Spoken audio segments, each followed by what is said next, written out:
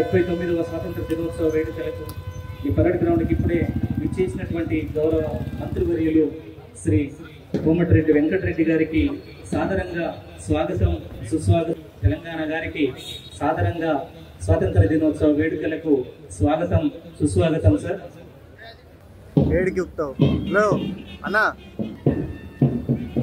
మహాత్మా గాంధీ గారి చిత్రపటానికి, డాక్టర్ బాబాసాహెబ్ అంబేద్కర్ గారి చిత్రపటానికి పూలమాలతో శ్రద్ధాంజలి. మంత్రివర్యుల గారి చేతుల మీదుగా జాతీయ పతాక ఆవిష్కరణ.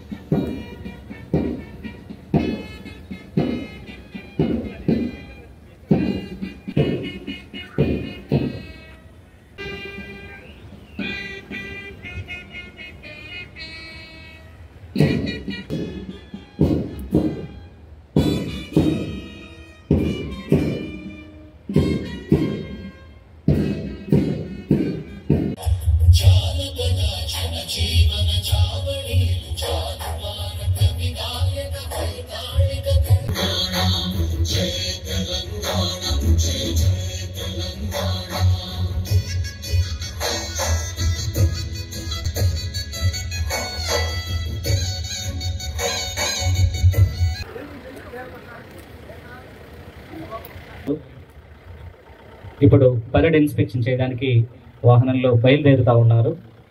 ముఖ్య అతి బయలుదేరుతా ఉన్నారు.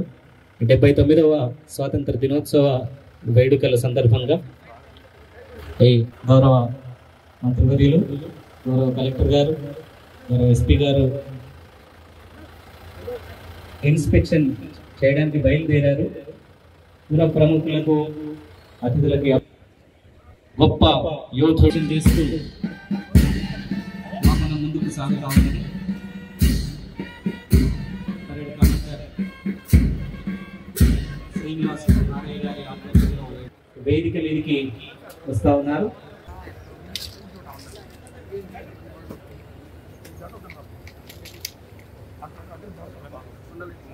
ఇవ్వడం జరిగింది.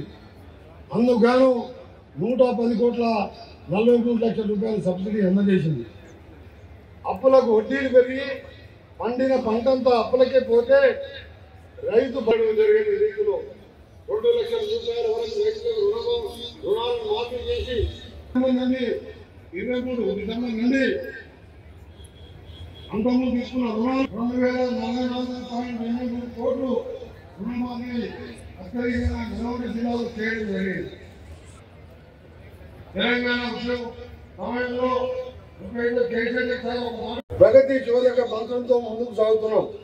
రాష్ట్రంలో పేదరికాన్ని తరిమి వేసి ప్రతి ఇంట్లో ప్రగతిని నింపాలని కృషి చేస్తున్నాం. ఇందులో భాగంగా రాష్ట్ర అభివృద్ధికి జీవనాడులైన రోడ్లని అభివృద్ధి చేస్తున్నాం. రోడ్లు బాగుంటే రాష్ట్ర అభివృద్ధి ముఖచిత్రమే మారిపోతుంది. అందుకైనా R&B శాఖ ద్వారా హైబ్రిడ్ యానిటీ రహదారులను నిర్మిస్తున్నాం. 3 దశల్లో నిర్మించే హ్యామ్ రోడ్ల నిర్మాణంలో మొదటి దశలో R&B శాఖ ద్వారా 17 ప్యాకేజీల్లో దాదాపు 5,190 కిలోమీటర్ రోడ్లను 6,478 కోట్లతో వచ్చే నెలలో టెండర్ ప్రక్రియ క్లోజ్ చేసుకుని పనులు ప్రారంభించబోతున్నాం. ఇందులో జిల్లా కేంద్రాల నుండి రాష్ట్ర రాజధాని 4 వరుసల రోడ్లు, మండలాల నుండి జిల్లాలకు 2 వరుసల రోడ్లు మరియు గ్రామాలను కలుపుతూ అన్ని వాతావరణానికి అనుకూలమైన రోడ్లను బలోపేతం చేయడమే మా వ్యూహాత్మక ప్రణాళిక. ఒక పక్క హ్యాండ్ రోడ్లను నిర్మించడంతో పాటు రాష్ట్రంలో ఉన్న జాతీయ రహదారుల విస్తరణ అభివృద్ధి కోసం 8 సార్లు కేంద్ర మంత్రులను గెలవడం జరిగింది. అందులో ముఖ్యమైనది రిలయబుల్ రోడ్స్, రెడ్యూస్డ్ రిస్క్ అనే నిదానంతో ప్రజలకు మెరుగైన రహదారులు అందించాలని ఆర్మిషన్లు శ్రమిస్తున్నాం. కాంగ్రెస్ ప్రజాప్రభుత్వం అంటే కామన్ పీపుల్ కి సింబల్. అందుకే సామాన్యుల దైనందిన జీవితాలను భారంగా మారుతున్న సమస్యలకు అభయహస్తం ద్వారా పరిష్కారం చూపిస్తున్నాం. మా ప్రభుత్వం రాజకీయ విమర్శల కన్నా నిరుపేదల ఆకాంక్షల్ని సీరియస్ గా తీసుకుంటుంది. అందుకే మా ప్రభుత్వ సంక్షేమ కార్యక్రమాలని నిరుపేదల సెంట్రిక్ గానే ఉంటాయి. అందులో మొదటిది మహాలక్ష్మి పథకం. చేతికి అన్ని వేలు సమానంగా ఉండవని మన పెద్దలు చెప్తుంటారు. అలాగే సమాజంలో అందరి ఆర్థిక పరిస్థితులు ఒకేలా ఉండవని గ్రహించిన కాంగ్రెస్ ప్రభుత్వం మహాలక్ష్మి పథకాన్ని తీసుకురావడం జరిగింది. మహాలక్ష్మి పథకంలో భాగంగా రాష్ట్రంలో ఆడపడుతులు గ్రాంట్ టెండర్లకు ఆర్టీసీ బస్సులలో ఉచిత ప్రయాణాన్ని సౌకర్యాన్ని అమలు చేస్తున్నాం. మహిళలు పైసా ఖర్చు లేకుండా రాష్ట్రంలో ఎక్కడి నుంచి ఇక్కడికైనా ఉచితంగా ప్రయాణించే సౌలభ్యం ఈ పథకం ద్వారా లభిస్తుంది. జిల్లాలో ఇప్పటి వరకు మా అక్కా చెల్లెళ్ళ కోసం 5,60,00,000 ఉచిత ప్రయాణాలు చేస్తే అందుకు గాను 249,18,18 రూపాయలను నా అక్కా చెల్లెళ్లకు మిగిల్చామనే సంతృప్తి కంటే గొప్పది మరేది లేదని నేను భావిస్తున్నాను. రాజీవ్ ఆరోగ్యశ్రీ పేదల కార్పొరేట్ వైద్యాన్ని అందించాలన్న లక్ష్యంతో ఆనాడు కాంగ్రెస్ ప్రభుత్వం తీసుకువచ్చిన రాజీవ్ ఆరోగ్యశ్రీ పథకాన్ని మరింత పకడ్బందీగా అమలు చేస్తున్నాం. 5 లక్షల రూపాయలు ఉన్న పరిమితిని 10 లక్షల రూపాయలకు పెంచి అమలు చేస్తున్నాం. ఈ పథకం వల్ల జిల్లాలో 37,211 మంది పేదలకు చికిత్స పొందగలిగారు. అందుకు గాను 105.33 కోట్లు ఖర్చు చేయడం జరిగింది. ఇందిరమ్మ ఇల్లు గృహమేవ సుఖతీర్థం అన్నారు మన మహనీయులు. అంటే ఇల్లే ఒక పుణ్యక్షేత్రం అని దాని అర్థం. గత 10 ఏళ్ళు ఇళ్ల కోసం మీరంతా కళ్ళల్లో ఒత్తులు వేసుకొని చూశారు. కానీ ఆశ నిరాశ అయినట్టు ఎవరికి సొంతిల్లు నిజం కాలేదు. అందుకే మా ప్రభుత్వం ఇందిరమ్మ ఇళ్ల పథకాన్ని పకడ్బందీగా అమలు చేస్తున్నది. ఈ ఒక్క సంవత్సరంలోనే ఒక నియోజకవర్గానికి 3,500 గృహాల చొప్పున 19,526 గృహాలు నిర్మించ తలపెట్టాం.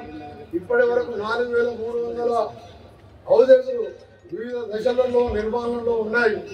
ఇప్పటికే 28,20,00,000 రూపాయలు లబ్ధిదారులకు జమ చేయడం జరిగింది. మహాలక్ష్మి పథకం గ్యాస్ సబ్సిడీ నానాటికి పెరుగుతున్న ధరల ప్రభావం పేద ప్రజలపై పడాలన్న సంకల్పంతో మహాలక్ష్మి పథకం కింద కేవలం 500 రూపాయలకే వంట గ్యాస్ సరఫరా చేసి ఈ కార్యక్రమాన్ని రాష్ట్ర ప్రభుత్వం అమలు చేస్తున్నది.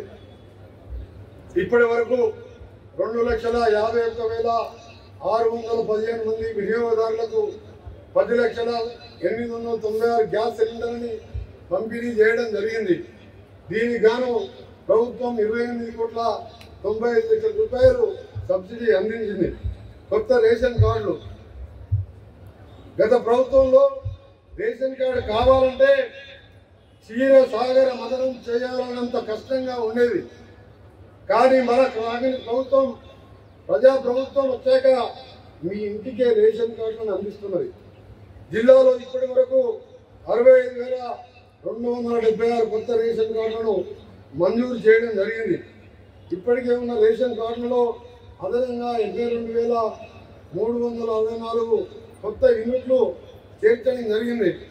పేదవాళ్ళు కూడా ధనికులు తినేలా సన్న బియ్యం తినాలని అనే సదుద్దేశంతో మన ప్రభుత్వం రేషన్ షాపుల ద్వారా సన్న బియ్యం పంపిణీ పథకాన్ని ప్రారంభించింది. ఈ పథకం నా జీవితంలో ఎంతో ఆనందాన్ని ఇచ్చింది. ఈ పథకం ద్వారా ఇది కేవలం సంక్షేమ పథకం మాత్రమే కాదు, దేశ చరిత్రలో చిరస్థాయిగా నిలిచిపోయే గొప్ప కార్యక్రమం. గృహజ్యోతి పథకం